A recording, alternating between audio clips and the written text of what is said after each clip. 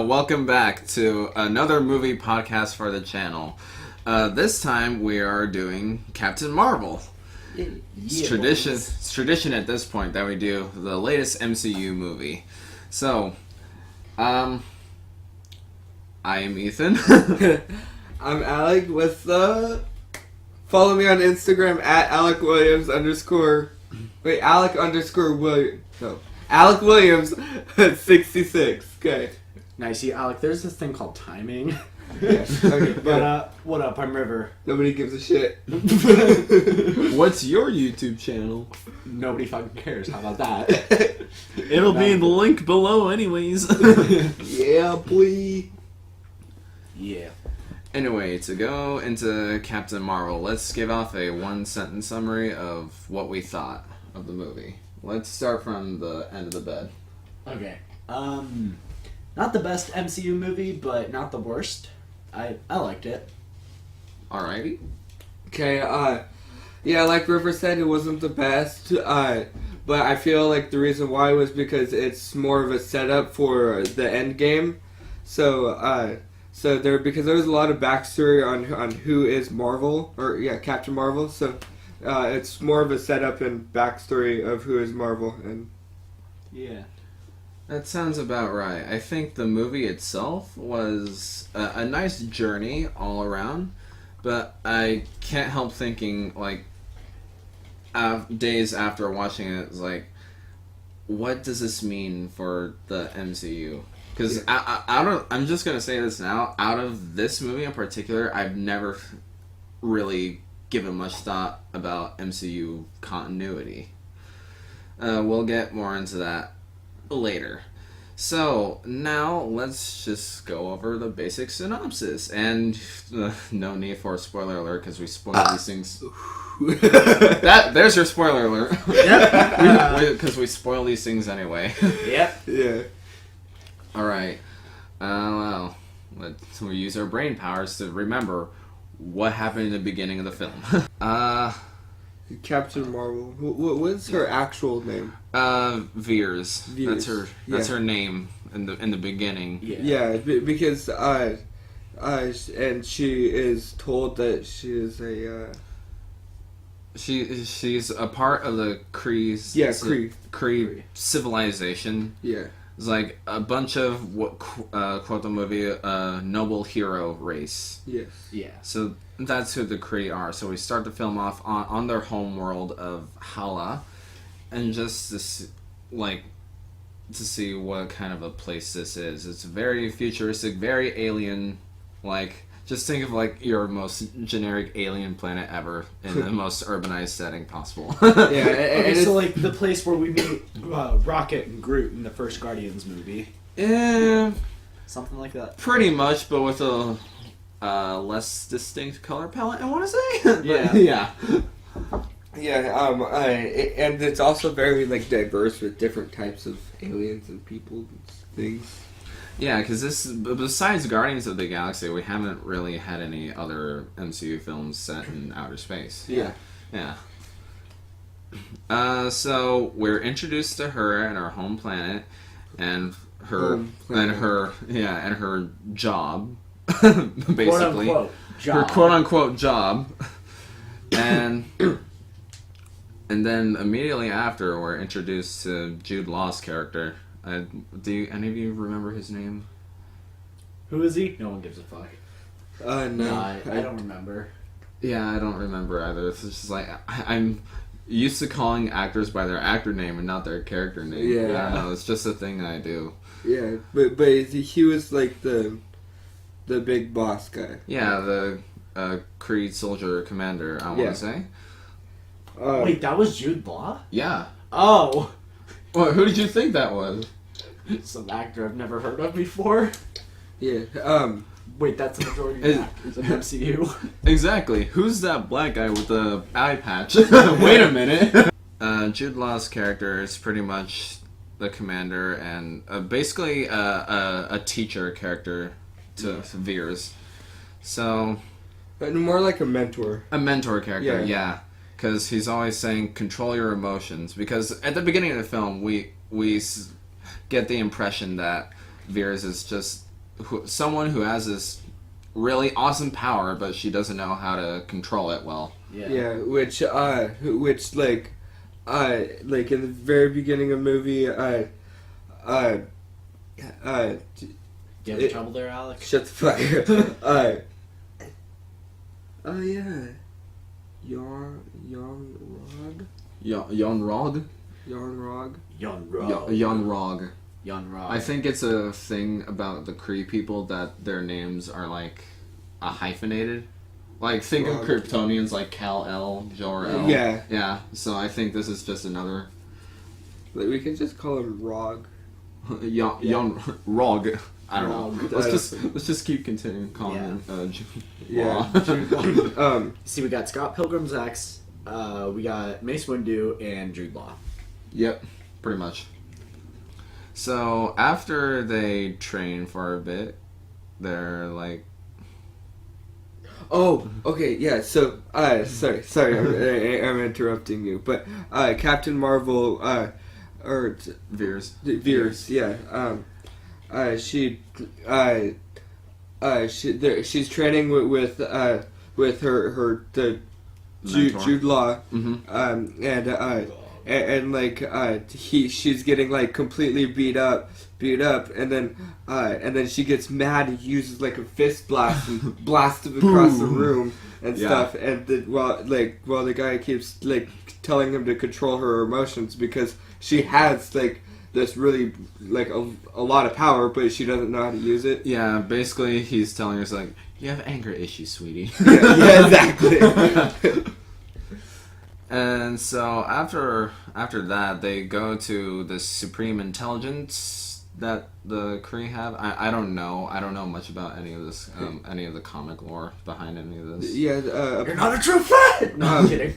No, I just voiced every quote-unquote to me, this Supreme Intelligence seemed like this like really highly intelligent like AI thing that that you'd like go in and you'd like get connected to this thing, and then you'd see the person that you most admire, and you would talk to them, and then they would basically tell you what to do or what not to do and stuff like that. And yeah, it's like the Supreme, like when you go into the Supreme Intelligence, let's call it virtual reality. Yeah. It's like you'll see whoever you like, the greatest person from your memory. But the thing is, with Veers, her intelligence's incarnation, she doesn't know who she is.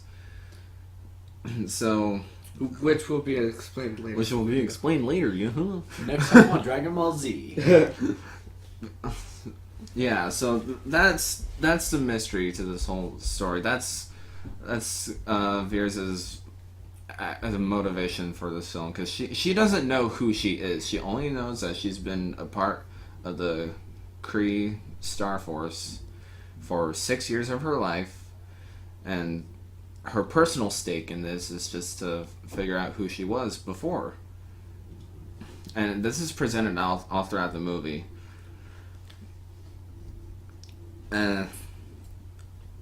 So, can you show us a picture? Yeah. Yeah. And Annette Bening. That's who Veers sees. Yeah. Her actual name is... It's just Kree scientist. Yeah. Thanks, Google. That really helps. Yeah. That doesn't help. Her name is like Wendy Lawson. Lawson. Wendy Lawson. Yeah, that's exactly. So transitioning to that, we go to a Kree mission to see, because they got a hearing of a Skrull invasion. Now, Skrulls are these shape-shifting alien civilizations, yes, who can transform into anyone, but through like even to their DNA. Yeah, and they can sound like them, and everything. Yeah, they can sound like them and everything, and it's I thought I had a joke here, but no joke here. All of them, even down to their people. But we're at this. planet. What planet is it? It's another alien planet, Yeah. just where the Skrulls have been quote unquote invading. Yeah, we're on this alien planet where these Skrulls have been invading, and it all goes wrong because Skrulls basically ambush them. It's a trap, Yeah. pretty much. Thanks, Admiral Akbar. And they capture Veers, and they're trying to like go through her memories. Go through her memories, because it's because the Skrulls' main mission in this film is to figure out who what was her name again? Wendy Lawson. Yeah, Annette Bening, Wendy Lawson is. And so apparently the only way they can do that is to see through Veers' mind. So the film then gives us a whole, I want to say, montage to, like, it's all confusing, and I think it's presented that way because these are all reflections of her past, but it's confusing to both Veers and the viewers. Yeah. So. Yeah. Go ahead. Yeah. So it gives us, the audience, a bit of mystery to unfold throughout the entire movie, which is a really good standpoint for why we stay. Yes. Yeah. Yes. So. But yeah, and then she wakes up and she freaks out because she doesn't like understand these memories, because like she's still trying to figure out her own memories. Right. So it's confusing to Veers, the audience, and the Skrulls. Her full name is Carol Danvers, but they called her Veers because they only got that part. Because of the last part. Yeah. And then General Talos. General Talos is. Are you sure it's not Talos? No, they said Talos. Talos. Talos. Yeah. Talos sounds right because that's how they pronounce it in Skyrim. It's spelled the same way. Yeah. Oh, really? Yeah. But General Talos is like the leader of the Skrulls, and he's the one that's going through her memories. Yeah, Talos is the one Skrull that it will be present throughout the entire movie. That's why he looks so. His face is so human-like structure, while everyone else is either big eyes or big mouth. Yeah. Just so the audience can tell this is their main character. Yeah. And she like freaks out, and like they have her locked up in this thing, but then like her hands start to like heat up and stuff, and she uses her power to escape. So we get an action escape sequence, and can I just say that Veers is like she's a smart ass. Yeah. One of the best parts is that she likes to have fun with her enemies. So she's like, that was easy. Yeah. It was easy. It's like, remember the one part where one of the Skrull soldiers screamed at her, so she screamed back? Yeah. See, that was funny. That's that's the kind of personality that I like from her. Yeah. Yeah. And then after she escapes, she gets into one of the escape pods, and crash lands at Earth, and they called it like Planet number 317 or some shit like C-53. Yeah, C-53. That. Why do you remember that? Out of everything in the movie, you remember that one bit of information. Yeah. So then, and she crash lands in a Blockbuster. She crash lands in a Blockbuster store. Have you guys ever been inside of a Blockbuster? No. Yeah. You have? Yeah. Do you have any like Blockbuster memories? Sure. I remember we rented, I think it was Harry Potter and the Chamber of Secrets, and you're supposed to keep the sticker for Blockbuster on there. My dumbass self, when I was 5, ripped off the sticker. So then it was ours at that point. And I don't know if we had to pay or not. I'm pretty sure we did. My mom was pissed about that. That much I remember. Wow. Yeah. Y'all remember Blockbuster? Yeah, me neither. Yeah, because like totally, video rental stores are the future. Like nobody will get into any of the streaming stuff. No streaming. Not at all. Yeah, no. Netflix who? Yeah, what's Netflix? What's this Disney streaming service I can now watch Infinity War on? Yeah, I've been inside a Blockbuster like plenty of times because that was our main video rental store. I'm too fucking young to be in a Blockbuster. Up until a couple years ago, Sandy had one. Sandy, Oregon? Yeah. Oh. Yeah, they had one for a couple years, but I mean, they had one up until a couple years ago, and it shut down like right before 2018. Oh jeez. Yeah. I was sad about that. Yeah, all the last Blockbuster. Yeah, unfortunately, I think something in our society is like all the brick and mortar places are shutting down, going out of business in favor of all this digital life stuff. Subscribe to our channel. It's kind of depressing. Yeah. And my dad But points it seriously, out. subscribe though. And my dad points it out a lot because like he prefers brick and mortar, yet he can't stop ordering stuff off Amazon. Yeah. Oh man. But yeah, they had to like either build a Blockbuster or find one of the last Blockbusters in the world to actually film this. Maybe both. Maybe both, honestly. That and a Radio Shack. Because how often do you find Radio Shack? I don't remember, but I remember there's a Radio Shack somewhere, or was a Radio Shack. I remember going into a Radio Shack a long ass time ago. Since we're on the subject of name brand stuff, Veers wears a 9 Inch Nails shirt, which I was happy about. Oh yeah, she eventually trades out because like one of the humorous parts of it, she crash lands on Earth and she stays in her Kree soldier uniform, which is quote a laser tag uniform. Yeah. So she stays in that suit for a good chunk of the movie actually, and then she trades it out for a leather jacket and a 9 Inch Nails shirt. So grunge outfit.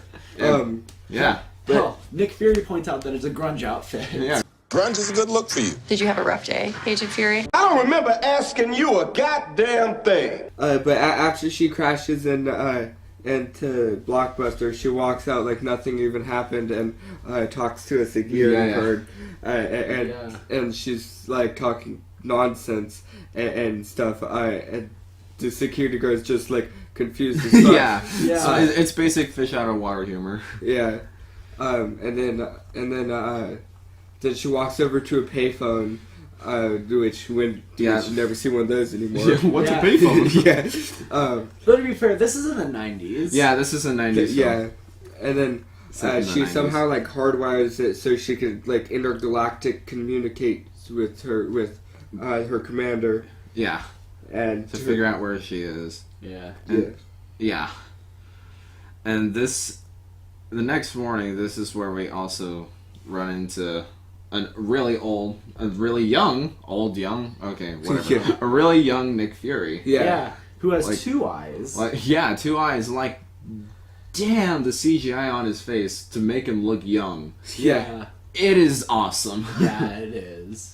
It's amazing what CGI can do nowadays because it can make old people look young. Like, here, how old is Samuel Jackson right now? He's 70 years old. What? Damn! What the fuck? 70. Damn. Jeezums, criminy crackers, Batman. Oh wait, this is Marvel, not DC. But like, damn, like, oh my god, like, I can't describe it for myself. You need to see this movie to see how well they make him look young. Yeah, it's insane. It's crazy. The interaction between Veers and Nick Fury is probably the best character interaction I've seen in a while. Yeah. It's way better than what I wanted from Ant-Man and the Wasp because it's titled Ant-Man and the Wasp. We would rarely see Ant-Man and the Wasp. Yeah. Yeah. It's great. So, Veers explains that there are scrolls coming to invade your planet, and Fury and the other Shield agents are like, the fuck. Oh man. Yeah. So, but Skrulls are in fact on that planet, and one of them attacks Veers and the others right then and there. But then we spend a while chasing. I want to say it's Talos, but I'm not actually sure if it is or not. But Veers and Talos chase each other throughout the city for a while. Yeah. Like Talos escapes, Veers chase after him, and then Fury and Coulson's alive, guys. Wow. Wow. And then, A movie in the 90s starring Agent Coulson. Whoa. Yeah, this is back in the past. yeah, before Coulson quote unquote died. Wait, Yeah. Coulson died? Coulson died in the first Avengers film, but apparently he lived on in Agents of S.H.I.E.L.D. TV series. So like, The fuck? I don't know. But I don't wait, know. but is that really like canon to the actual thing? It's not canon. It's not canon. Like I'm honestly not the person to ask that, but I think the TV shows are canon with the MCU. It's just that major events in the films don't affect the TV shows at all. And the TV shows are, and vice versa with the TV shows. They're canon. They just don't affect each other. They don't affect each other at all. Which makes no sense because if that one dude Well, dies, think about it. If a major event happened in a TV series and a film later brought that on, people who only watch the films would not understand what happened, Yeah. true. and vice versa. Yep. So they chase so there's a big chase throughout the city, and I want to say it was actually filmed on a train. Like Yeah. Half of it was filmed on the train because Veers was chasing after Talos, and he kept shape shifting. yeah, the inside of it, but also there are some camera shots that show the whole length of the train outside, Yeah. and they were walking across that. Not like we've seen that in a Marvel movie before. But like, have we? Yeah, Have Spider-Man 2.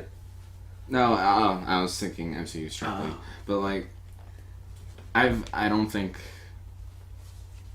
I want to know if they actually use a train to film, like if they're actually on an active train chasing that. I don't know about an active train. It could have been like they were on like a train, and then behind them was a green screen. Or something like that. Something I don't know. That, like- or they were like fucking bolted down to the train. Yes, I don't know. It's just something I like to think about because Yeah.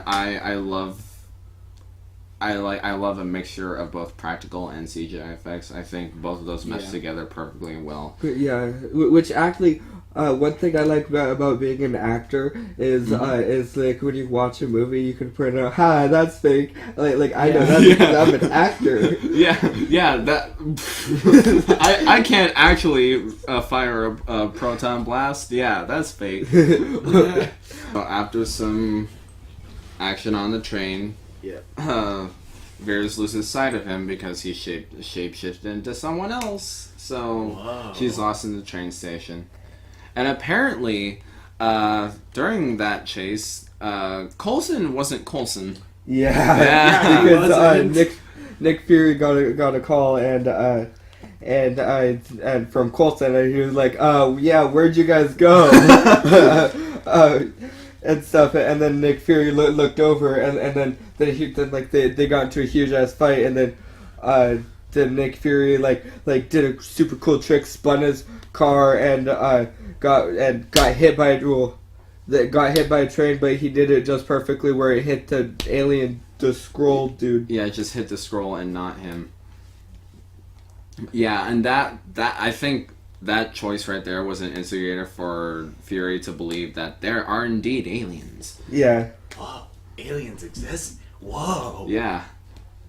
And we'll find out more in that alien autopsy. Is there a penis? Yeah. No joke, he does that. Yeah. They look at. They're conducting the autopsy on that dead Skrull, and Fury, out of curiosity, pulls over the loincloth to see if there's anything under there. And then they had like a really like surprised face, like, huh. I mean, just curious. And you're like, I wonder what they look like though. Like I mean, not like that. I mean, like not to be gay or anything, but like. But like, I want to know how big they are. Whoa, that's gay right there.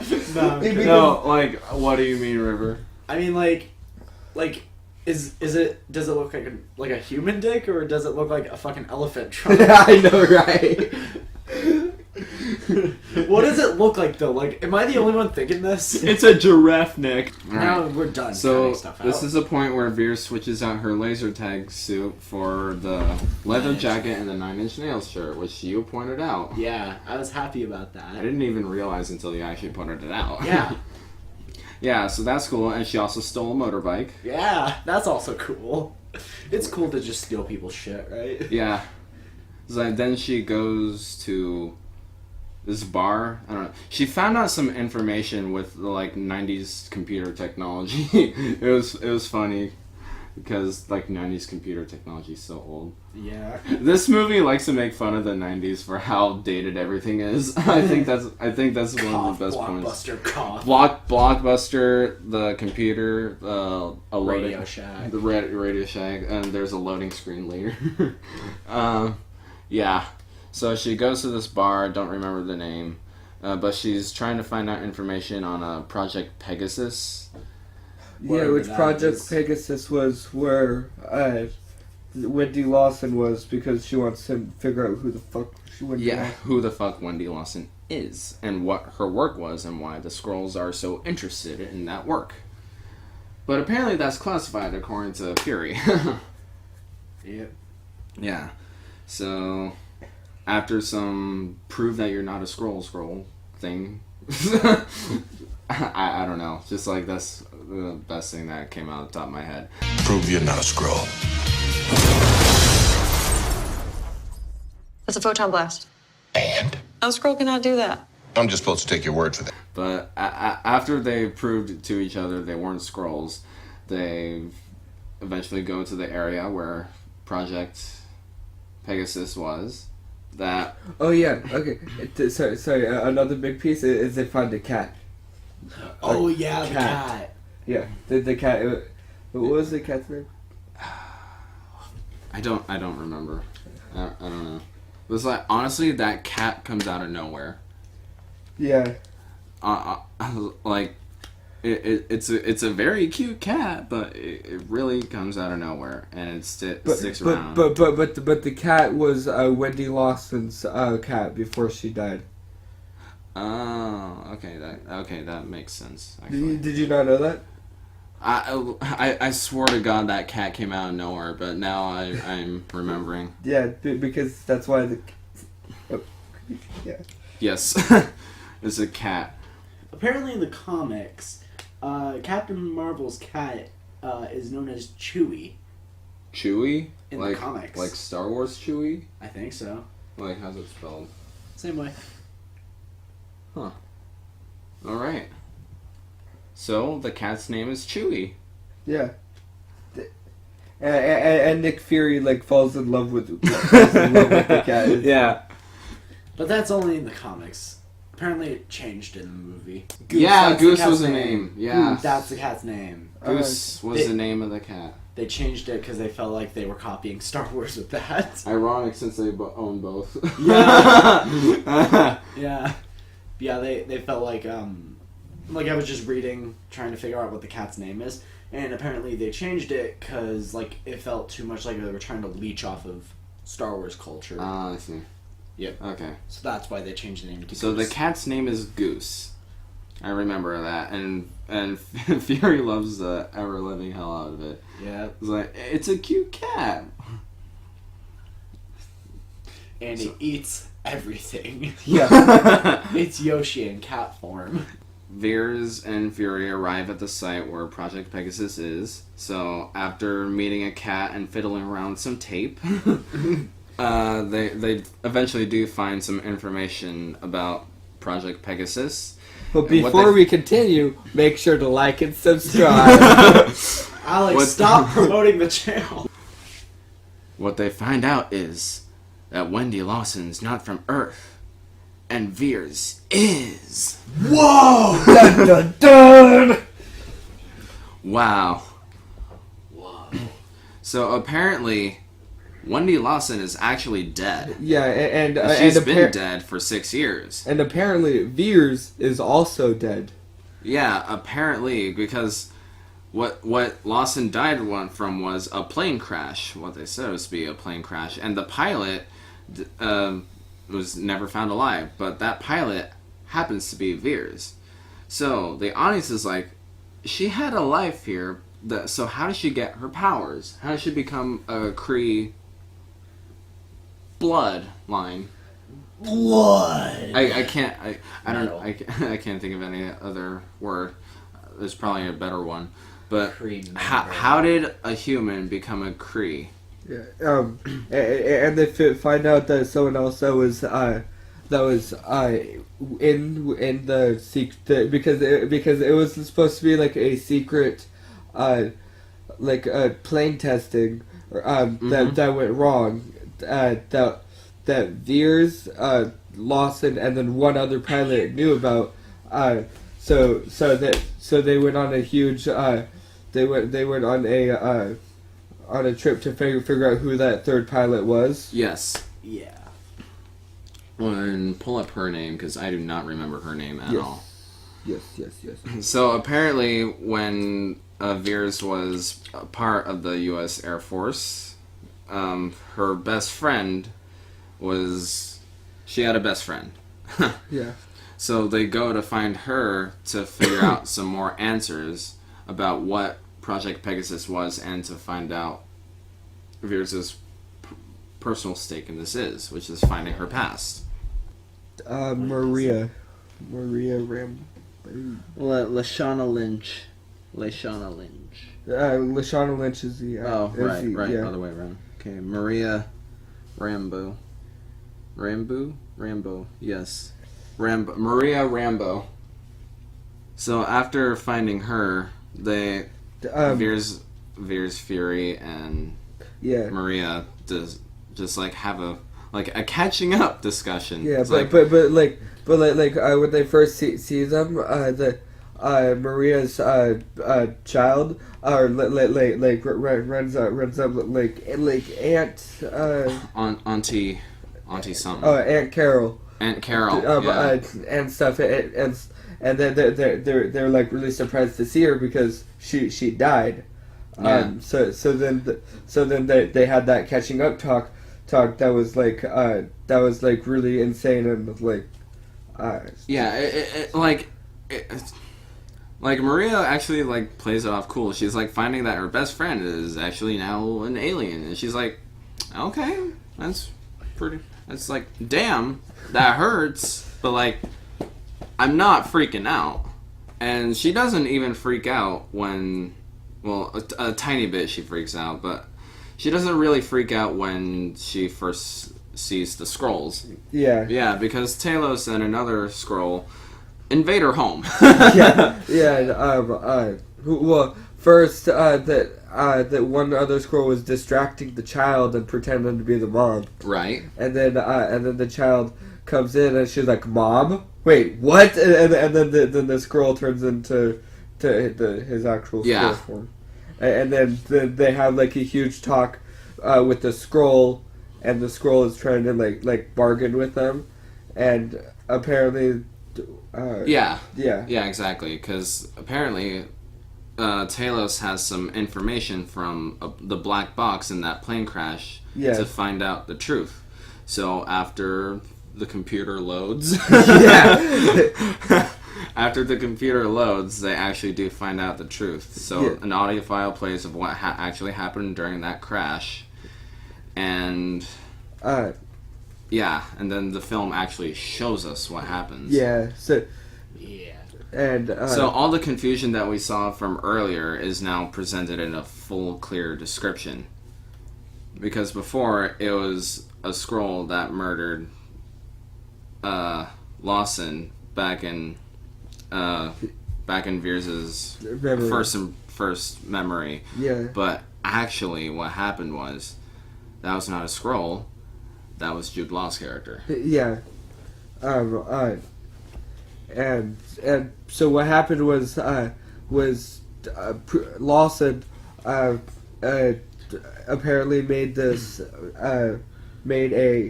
vehicle that could go light speed. A light speed transmitter or whatever. Yeah. And they were shot down by their own people, the Kree, because the power that it had, the Kree really needed or whatever. And Lawson was trying to protect it and then got shot. So then Carol or Veers. Yeah. Out Out of an act of defense. Yeah. Shot the speed. Fuck. Yeah. Speed fuck. Yes. The ultimate sport. Shot the energy and shot the engine, and then all of the power infused into her. Yeah. So She absorbed all the power that was in that light transmitter. Yes. Transfusion. Fuck. I don't know what to fucking call it. Okay. So then what's his name? Jude Law. Yeah, Jude Law. Jude Law took her under. Yeah, pretty much took her in and feeding her these lies, and that's why. Well, they completely erased her memory, and then was feeding her these lies. I think the blast did that. The Oh, blast okay, erased her maybe, memories, yeah. and so what they figured was like they can capitalize on this opportunity and make her into one of them. Yeah.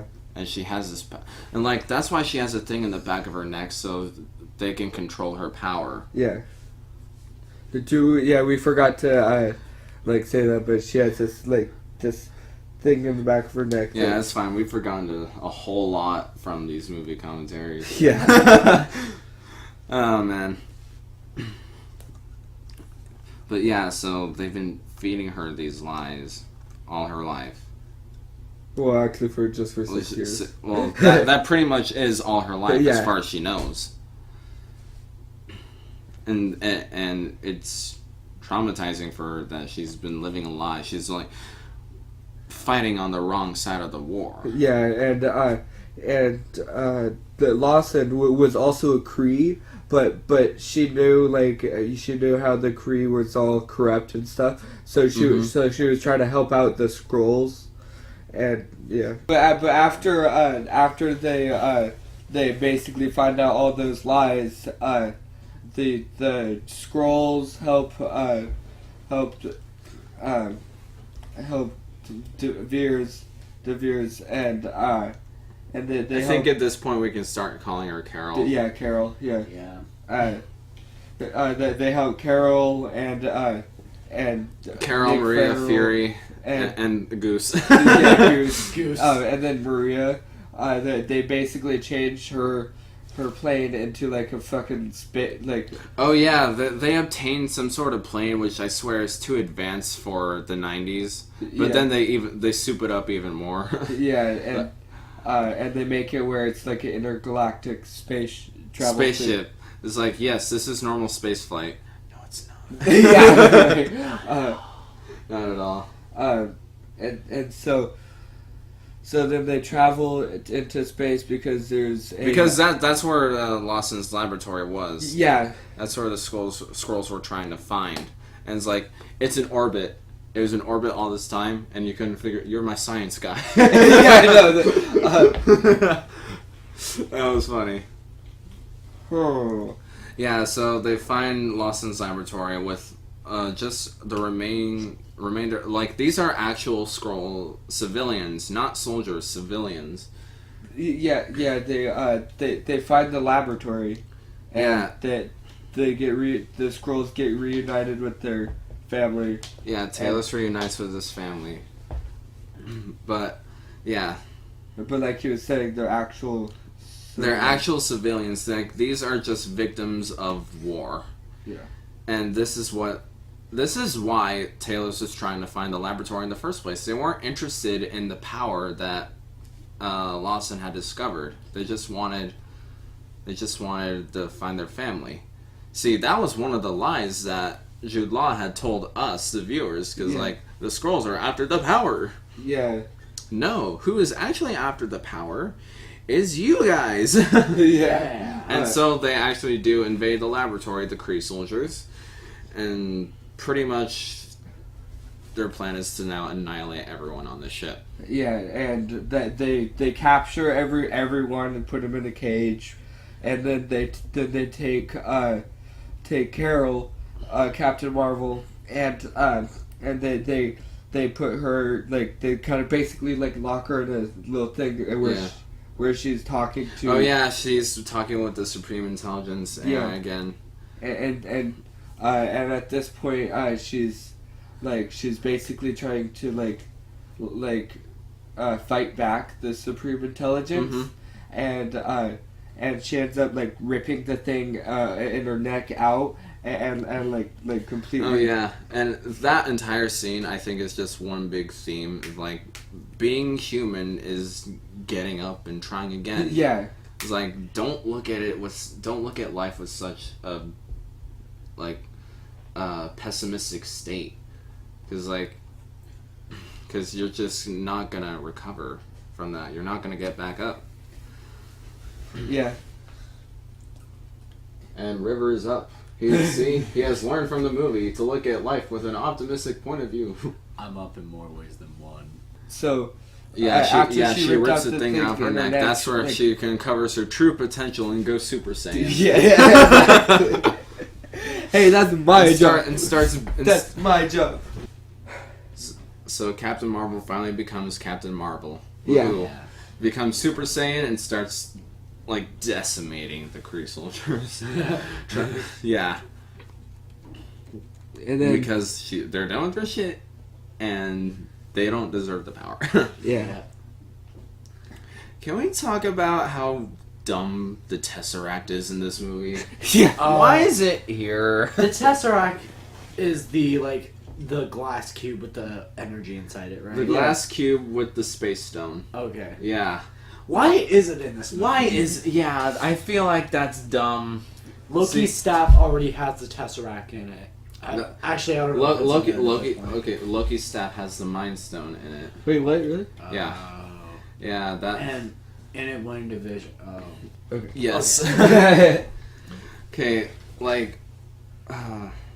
it's so confusing. This is why at the beginning of the podcast I'm like, I've never actually cared more about continuity more than the actual film.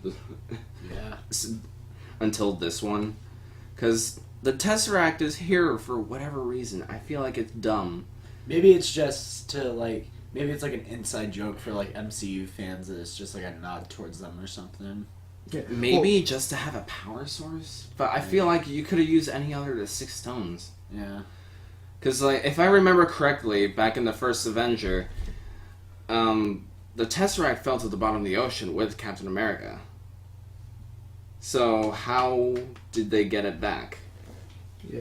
Not just in this film, but also the Avenger. I think something came down there, picked it up, so scientists could start working on it.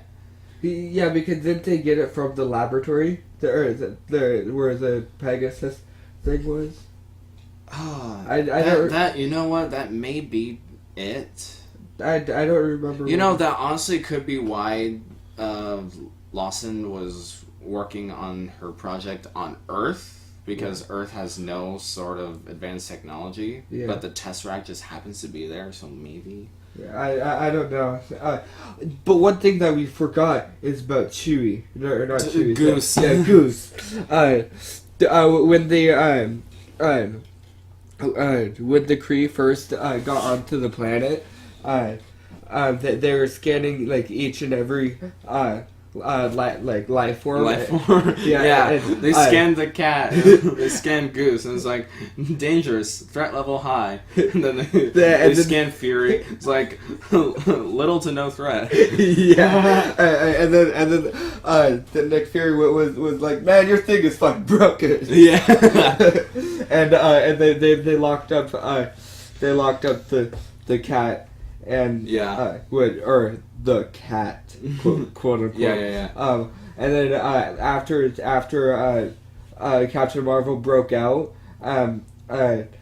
they like unlocked the cat, and no Nick Fury had the cat. Yeah. And the Kree was attacking them, and then the cat like had huge tentacles and just swallowed up like all of the Kree that was about to attack him, and he was like, "What the fuck?" and stuff. It was a funny joke. No, it also is a funny joke. That cat Yeah. is like, it's a good day to be a hentai fan and a furry. Exactly. Yeah. Wait, what's the difference? Yeah. Anyway, let's not rule 34 that. People are gonna rule 34 you, Ethan. Wait, what's Rule 34? Honestly, I feel like they should have used the Power Stone instead of the Tesseract. Yeah. Yeah. Yeah, because think about it. Because Ronan is in this movie, and Ronan is in this movie, and he's used to absolutely fuck nothing. Yeah. Yeah. Like I never like Ronan was like in the movie for like a couple minutes. But when he tried to like shoot missiles at Earth or whatever to destroy it, and then Captain Marvel just like pushed away. Yeah, She's just like, nah. Yeah, I swear to God, the only importance of Ronan to be in this movie is like, I controlled the Kree. Woo. Yeah. And that means Ronan's Hitler. The career Nazi. But because like, if you think about it, Ronan wants that power source. But if it were the space Power Stone, if it were the Power Stone, that would actually make sense because he actually uses the Power Stone in Guardians of the Galaxy. Yeah. So why couldn't it just have been the Power Stone? Yeah, I feel like that would make a bit more sense. And why he would say that line, his last line, was like, "We'll come back for the power." The power. No, for the weapon. And then, but he was talking about Captain Marvel. Yeah. And whatever that's supposed to mean, because he dies in Guardians. Yeah. I don't know. It's like, if they want to do something later with the Accusers in the MCU, then sure, go for it. I don't know. I feel like things would have been a lot more concise if it were the Power Stone. Yeah. Instead of the Space Stone. The Tesseract, why? It's dumb. Yeah. It only causes pain and misery. Don't bring it again. And the little cat ended up eating the Tesseract. Yeah, the cat ended up eating the Tesseract. Yeah. The after credit scenes, both of them. Mm-hmm. So, yeah, pretty much the end of it was like Ronan, like Jude Law calls for Ronan to destroy Earth. Yeah. But Captain Marvel, with her Super Saiyan form, just absolutely decimates Ronan's army and the rest of the Kree soldiers that were there, and pretty much intimidates Ronan to flee. And that's why Ronan's last line was like, "We'll be back for the girl." Yeah. And so, and then Jude Law's like, "Prove to me that you can actually stable with your emotions and bullshit." Yeah. Oh yeah. Because fucking what's his name knew he had no chance to. I know, right? That's probably what it was like. Come on, fight me, fist to fist, like in the beginning. Yeah, and then she was just like, it was funny. Yeah, it's like nothing to prove. Like, dude, come on, I am literally the goddess of power. Yeah. Yeah, so basically, after defeating Jude Law, she basically sends him back to Hala with a warning. It's like, don't come here to Earth. And then, what does he do? He comes to Earth. pretty much the end of the film was the message is sent back to Hala. Is like, don't come to Earth because it is protected. Yada yada. Fury and Captain Marvel now have a pager contact system, which is how it works in Infinity War. It'll work in Infinity War. Oh, Yeah. and then it also shows how Nick Fury loses his eye because it's the cat. Right. His eye is like, the big mystery of why Nick Fury loses his eyes because a cat scratched it. Yeah. Well, it wasn't really a cat. Yeah, it's someone- not a. It's a flurkin. Yeah, Florkin. Florkin. Flurkin. Flurkin. It's like, does that, like, do you think that takes some of the badasses out of it because now you know why that? Yeah. Eh. You just can't stop yourself from lying, can you? I didn't lie. Agent Romanoff had a different mission than yours. Which you didn't feel obliged to share. I'm not obliged to do anything. Those hostages could have died, Nick. I sent the greatest soldier in history to make sure that didn't happen. Soldiers trust each other. That's what makes it an army. Not a bunch of guys running around shooting guns. Last time I trusted someone, I lost an eye.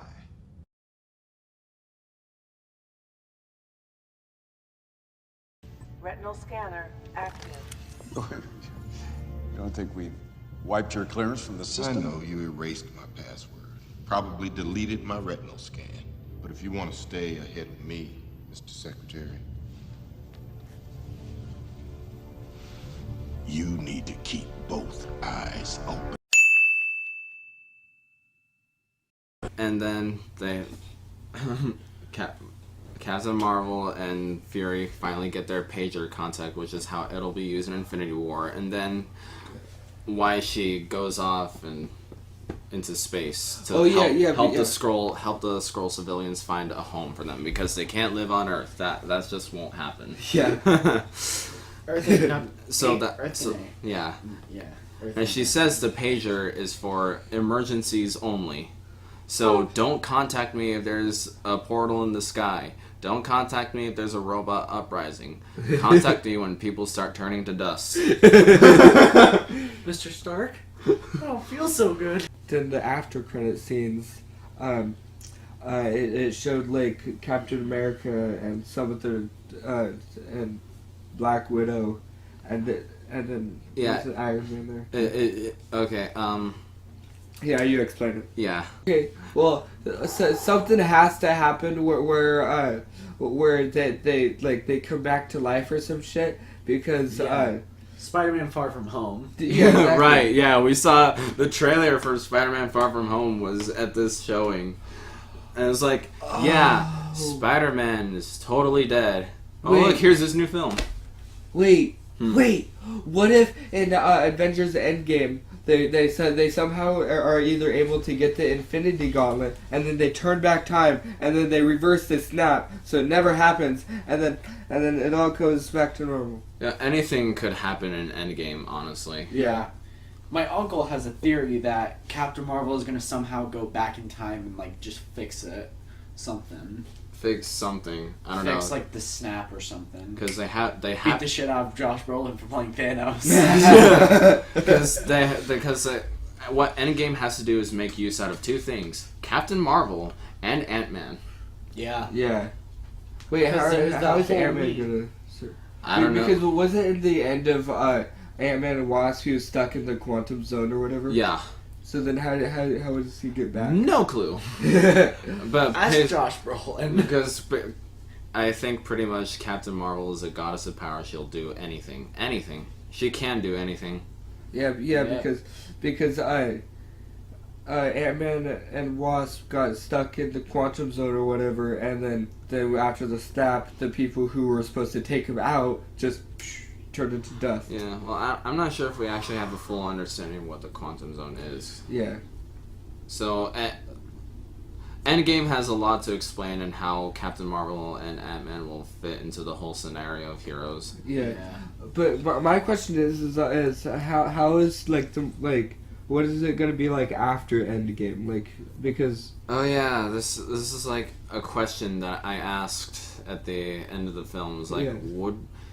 After Endgame, would we still, as Marvel fans, want to come see the newer like the next movies afterwards, like all the Phase 4 shit? Would we still have interest? yeah, because I still would. Like, I really like the actor that they have for Spider-Man, Tom Holland. yeah. I'm excited for where they go with that. All right. Yeah, I'm excited for that. What else? I don't know. It's like, what other major events from the comics could they adapt into live action? Maybe they could do more stuff with Spider-Man. I don't know. I mean, wait, how I'm a come big fan of Deadpool was never in the... I mean, MCU. like they'll figure out something with all the X-Men shit. Yeah. I don't know. Dark Phoenix is coming out later this year, and it's gonna be crap. We all know how those X-Men films turned out. Yeah, like honestly, I only like First Class and Days of Future Past. Those are the only ones I like. I don't like the first three. I don't like Apocalypse. Wait, Days of Future Past? Days of Future Past, where Wolverine goes back in time. Oh. And First Class is before that. Yeah, First Class is amazing. But any particular reason why you don't like the first three? First three, they're so dated as fuck, dude. That doesn't make them bad, though. Yeah, but they're bad to watch now. Like, they're so, and they're also boring. Honestly, out of the first three, the best action scenes came from The Last Stand. And that was probably the worst one of the Yeah. three. It's possibly the worst X-Men movie ever. Yeah, I believe so. Any particular reason you don't like Apocalypse? Apocalypse, the same reason I don't like the first two, because they're boring. And Apocalypse just doesn't make sense. Like, there are some good scenes here and there with Magneto, especially, but And Quicksilver. yeah, but like they introduce all these new heroes, and there's like little to no character development. Anyway, anything else we want to put in the podcast? I feel like just a recap of our thoughts. Okay. After doing this podcast, what's your opinion of the movie now? So, Okay. You're the first one to start? After talking about all this, still about the same. Like, not the worst, but not the best. But overall, I liked it. I thought it was a pretty good movie, but I like you were saying, I really want to see like where they go from where they go with Endgame, because like this was literally all just to set up for Endgame. Right. Yeah. But yeah, so I want to see where they go from that. Yeah. Yeah. It's like, if it were possible, could Infinity War and Endgame come right after one another and just not have bother with Ant-Man, Wasp, or Captain Marvel? Do you think that could have worked? Well, I'm not probably, but then there would have also been a lot of confusion on like who is Captain Marvel, because we've never seen Captain Marvel in any of the films. Right. It's like, who is she as a character? And I think this film, it presents a backstory and it has personality to it. Yeah. But its substance is not sort of there. Yeah. It's like, my opinion is it's still a fun journey film. Like, people will connect to this hero because of all the backstory stuff and just the whole themes of like human struggle, human interaction. Yeah, I feel like the Tesseract is dumb. Yeah. That I feel like having the Tesseract in this film just like completely shits on it, because it's so confusing to the continuity. See? Okay. In fact, Alec is sick of it right now. He hates the Tesseract. Alright, remember to like and subscribe, because we really need this YouTube money, and if we're not demonetized because of the language. yeah. And And hopefully you guys will see more of me. That's a lie. Hopefully we never see him on here again. I feel like since the next MCU film is what we're gonna do is Endgame, what are we expecting from Endgame? I think we're expecting a conclusion to the story of the original 6 for the MCU. No shit, dumbass! No shit, Sherlock. But Yeah, it's probably like a closing for them. Like, I'm pretty sure the original 6, they're all gonna die in Endgame. Yeah. No, okay. It's like, yeah, Like I think they're... Iron Man, Captain America, Hulk, Hawkeye. Which, by the way, what the fuck happened to Hawkeye? Yeah. Black Widow and Thor. I feel like all 6 of them are gonna die in Endgame, so we could like close their story. Yeah, because they're time. I think it's time for a new generation of the MCU. After Endgame, all 6 of them are leaving the MCU. Bro, what if we get like a bunch of different new superheroes and then it's like another huge story? That would be cool. I think that's what's gonna happen next. Bro, Since like the late Phase 3 have already teased new heroes like Spider-Man, Doctor Strange, Black Panther. It's like they're gonna have their own sequels in the future. Black Panther died. Wait, so did Doctor Strange and Spider-Man. You know what? Endgame spoiled. You know what? They're not coming back. You know what? We're fucked. But yeah, I also heard that apparently Daniel Radcliffe is gonna play the new Wolverine. What? I don't know if that's for the MCU or the X-Men series, but I don't know. No, I feel like the X-Men will eventually cross into the MCU because Disney. Yeah, I was gonna say like mention something like how come like a bunch of the X-Men heroes don't go and fucking fight Thanos, like because like they couldn't find him or something. He was like on a completely different planet when it happened. And that's just not how contracting works. But Alec, what do you expect from Endgame? I expect them to defeat Thanos. At least I hope they do. Bro, wait, what if Thanos is like the good guy and then everybody else is like the bad guy? Because Thanos is just it's an M. Night Shyamalan movie then.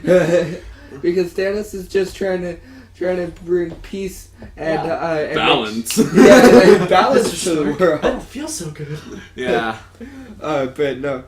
You just, I mean, like, I think this is something we mentioned at the end of Infinity Wars. Like, now that Thanos has won, what does he do with his life? What do I expect from I almost said Infinity War 2. What do I expect from Endgame? I do expect things to come out better, but I also I expect Thanos' ass to get kicked. Yeah. But I also expect even more heartbreak. Maybe even more than strong. I don't feel so good. Yeah, maybe probably even more hurtful than Infinity War. Yeah. Oh man, I'm gonna cry now. Spider-Man. Don't worry, far from home. Alright, so thank you guys for tuning in to our Captain Marvel podcast. I think boy. This was fun, wasn't it? Yeah, it was fun. Make sure to like and subscribe. I'm not sure if we got every point across, but that's for you to decide. Go watch it yourself. Go watch it yourself. It's a good movie. Yeah, just go watch it. Yeah. Partway through, I thought you were done with mine and Alec's shit at that point. No, don't worry. I'm cutting your guys' shit out. Like and subscribe. Hopefully you'll see more of me and the gaming stuff. Yeah, boy. Make this guy famous. Make him like a famous YouTuber. Alec just dabbed. Yeah, boy. He just did it again. Alright, so we've plugged Alec.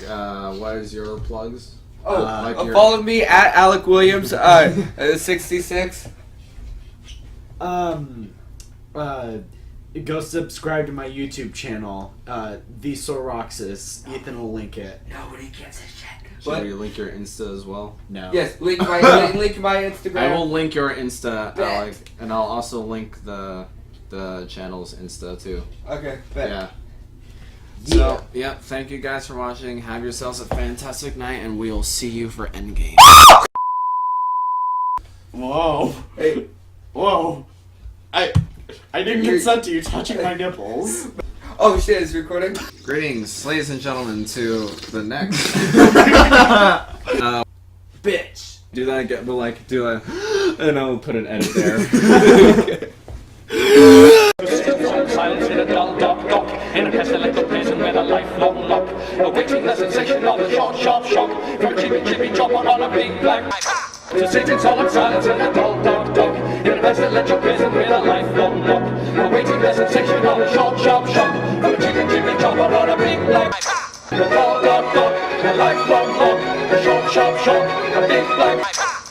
it's all